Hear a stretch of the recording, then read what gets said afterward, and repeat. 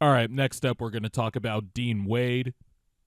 If you remember, before all the crazy shit happened in free agency, the top guy on my free agency list for the Sixers was Dean Wade. And for multiple reasons we talked about before, he was a very, very, very solid starting four, three if you want to, but really he's a four, can be a small ball five. Somebody that really didn't need much usage, didn't need the ball in his hands, is a really good defender at the point of attack and guarding wings, and he could shoot threes when open. And that was something the Sixers needed. And now that the Sixers have Jaylen Brown and LeBron James, Dean Wade has been moved to the bench effectively, and it just gives the Sixers more depth, more versatility, and really Dean Wade is sort of one of the important keys to the Sixers, just in terms of what Nick Nurse can do with different lineups, what type of schemes Nick Nurse can run. Nick Nurse would try to run schemes these last few years, but really didn't have the personnel for it. But you could use him in switching. You can have him. He's decent at fighting over screens. Now Dean Wade's skill set is not a luxury, but basically gives the Sixers more utility coming off of the bench. Let's start with Dean Wade's basic numbers. 6 points a game, basically. 4 rebounds, 1.5 assists. The important number here is 36% on threes. He was 36% last year, 39% the year before. Now, he has had some injury history. He was dealing with a shoulder in the 2022-23 season. Sort of lingered into the 23-24 season.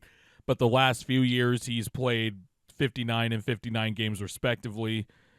He's not really a high minutes guy, but given that the Sixers have added a lot more depth that is full of NBA players, Dean Wade can still slot in at that 22 to 23 to 25 minute range. Last year in the playoffs, he was important for the Cavaliers because he had to guard Brandon Ingram, Scotty Barnes, Cade Cunningham, and he was also the main Jalen Brunson defender. And Dean Wade as a defender is really good. Now, he's not Paul George. I think the Sixers will miss Paul George defensively. I have said that before, but Dean Wade is still one of the better defenders in the NBA. You could task him with guarding multiple star guards and wings, like I mentioned.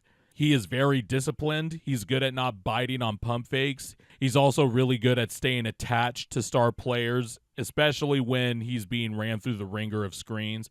You'll see a few clips on here on the screen where he does a good job of trailing and staying with the star ball handler, whether it's Cade, Jalen Brunson. Some of these clips are from the playoffs. But really, the Sixers needed somebody like a Dean Wade, who is 6'9", 6'10", can play multiple positions, and allows the Sixers to play small ball lineups.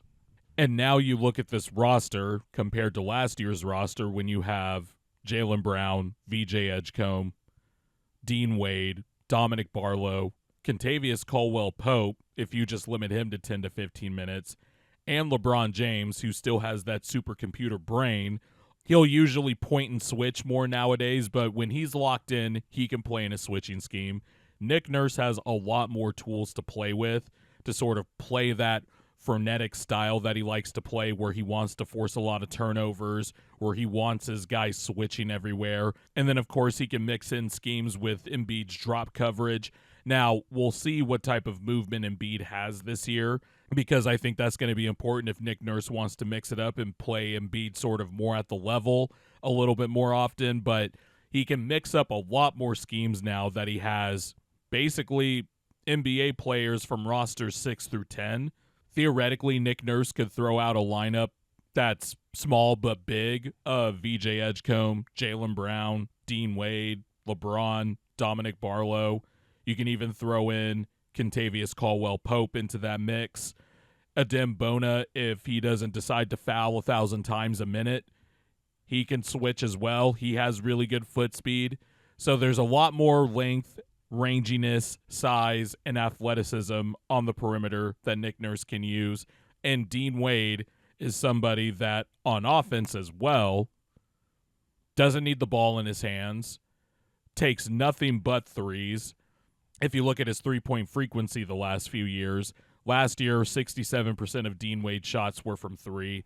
The year before that, in 24-25, 81% of his shots came from three.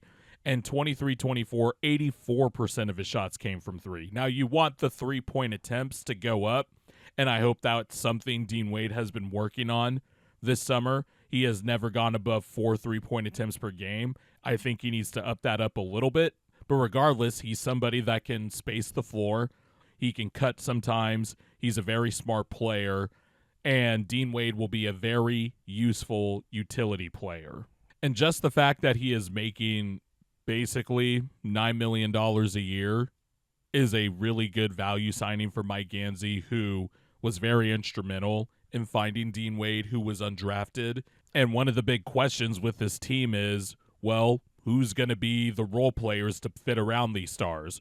Well, in another video I will do later on, when the Sixers start staggering their guys like Dean Wade are going to be very useful because those are skill sets you can play directly off of stars, as he showed in Cleveland. Just think about all those times that you saw Tyrese Maxey get into the paint or Joel Embiid draw a double team, and it was a swing to the corner, and it was Kelly Oubre shooting the corner three. Now, I love Kelly Oubre, but the corner threes were a little bit more dicier when Kelly Oubre was shooting them versus Dean Wade, who shot 41% from the corners. And then he can also play small ball five. I sort of touched on that in my backup centers video. That is a question going into the season, and I look at Dean Wade as somebody that's a possible solution. Dean Wade really just gives the Sixers the ability to unlock a lot of flexibility with their lineup choices. So this was a very good signing in the moment when the Sixers made it, and it has now become an even better signing given the results that have happened after getting Jaylen Brown, Anthony Simons, LeBron. I wouldn't be surprised if some of the Sixers' best lineups, data-wise, when you're looking at NBA.com, cleaning the glass or whatever, involve Dean Wade. I'm really excited for the Sixers season, man, because there are some really good utility players on this roster, better than what we have had in the past, and it gives Nick Nurse a lot more tools to play with. He just needs to figure out how to put it all together.